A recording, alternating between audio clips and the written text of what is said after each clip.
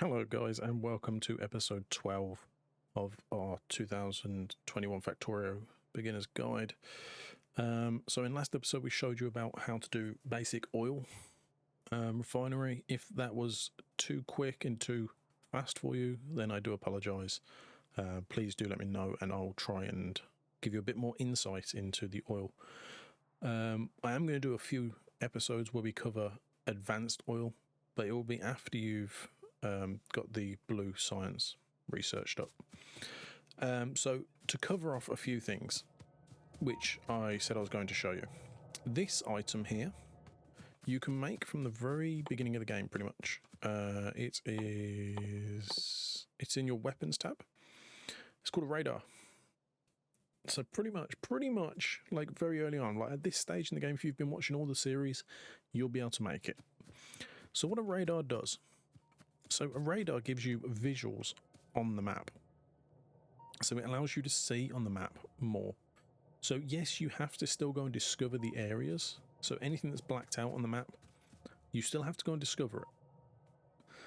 But if you click the map, you'll see that there's this area that's like shown up in white here. And what this is it's where my radars are. So I've put a radar down here to show you as well. I just fed it some power. But it means that I can zoom in. So when you go out to your map, you see this. This is what you see. It means I can go into my map, zoom in, and at a certain point it'll click and it'll just go, okay. And you can actually see what's going on within that area. This is your pollution, by the way. So the red area, like this red, is your pollution. So if you zoom out, it still shows you your pollution. So if you're playing this on a non-passive mode, it shows you your pollution there. So you can see what's going on across your base. The best thing to do with these is space them out across your base. They come in really useful when you've got robots, because what you'll end up doing is you'll build little robot things and you'll be able to build items all over the place without having to travel there. Like I'll be able to scroll in, stick a blueprint down here. Like I would be able to go in, click this, and just stick a blueprint down here, and it would count, and the robots would go off and just build it. So yeah, that's what that does. And to get out of the map, you just press escape, and you're good. Right, so the floor that I'm using is literally bricks. It's just bricks. It's simple bricks. So what you do is you take stone that's mined here. So I've taken the stone and I've repeated the same recipe I use for almost smelting, just on a quite small scale. I've only got 4 and 4, so there's 8. And you just feed it in and you get stone bricks. So once you get stone bricks, you can lay them on the floor. That's it, literally stone brick recipe. And when you get stone bricks, you can use them on the floor. Just click, and you can either click and tap them. In order to get rid of them, you just hover over them with the right click while you've still got the bricks in your hand. Because if you put bricks down, put them down, and then you try and get rid of them, it won't work. You can't get rid of them like that. You have to have the bricks in your hand. Like so. So that's how you can get yourself some nice flooring sorted out. But do keep access to stone as well. You will need stone. There's only 4 things you're going to need stone for. So what I've actually done here myself is I've just fed the items I'm going to need for making things like railway tracks, furnaces, what else is there? Furnaces, railway tracks, and there's 2 more things you could make. I believe one of them is like land, like soil, and there's something else. I've forgotten the top of my head now. But yeah, there's a few things you need stone for. So we're going to move down the line, and I'm going to show you a few updates we've done. Regards to the car, you can go over track, you can go over like insert, like these things, logistics basically, you can go over them, but you can't run over pylons, so don't try and run into a pylon. This is why I've built this bit of road here, so this bit of brick path, I've kind of done that just to try and stick to it. And right, so in the update on the blueprints we're going to give you, this used to be our logistics blueprint, which wasn't as up to date, and I realized you can actually add a couple more things to it, which constantly are needed. So not only does it now make belts and splitters and inserters, and underground belts, I've now got it to make red inserters, because you're going to need a lot of these. You're going to need a lot of these as well. And it also makes assemblers, because they all use the same materials. So this is in the blueprints now, and I've literally just called it the what do I call it, basic logistics, and it's quite a small setup, but it works, because you can just come over here, and when you need track, you just come over here and you just go yep, mine. When you need some underground, because you're only running on like 53, you grab a couple more of them, as opposed to having like craft 50 of them. You look at how many inserters you've got and you go, oh, I'm okay with inserters. Splitters, how many splitters have I got? I'm okay on splitters. How many red inserters have I got? 17. So we're going to get a few more of them. How many assemblers have I got? 58, that's fine. And then that'll just get back to work to making all its bits that you need and fill the chests back up. We have expanded on the green circuit boards. And now the way to literally, there you go, guys. You've got the blueprint to start it off already, which is 3 and 2. Just copy what I've done, which is just the same pattern repeated over and over and over. So there you go. Take a screenshot. There you go. I've increased my laboratory, made that a bit bigger. As you can see, we're actually running out of my iron ore quite fast. We will go over how you can basically recuperate and get more resources from different places, but I wanted to get into trains before we did that. I'm hoping we're still going to get time on this. It won't be this playthrough, but like before this repository runs out, I'm hoping we get time to fill that out. So yeah, it's all the same here, all the same. So regarding our line, our bus lane going across, I've also added some lights into these. They're not needed, they're just optional. So we've got green science going on there.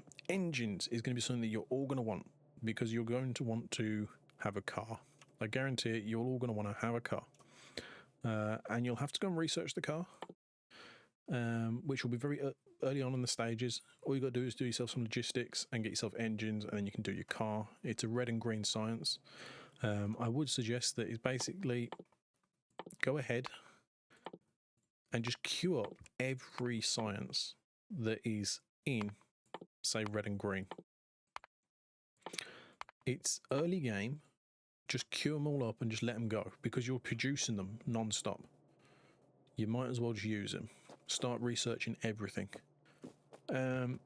So this blueprint is in the book already, but just to give you an idea, all you have to use is some iron coming down. So you've got a feed of iron and a feed of... so you've got iron plates and then steel plates. So steel plates are made in the furnace. So if we go back on our map and come back over here. So if you remember, we made this furnace quite early on in our playthrough.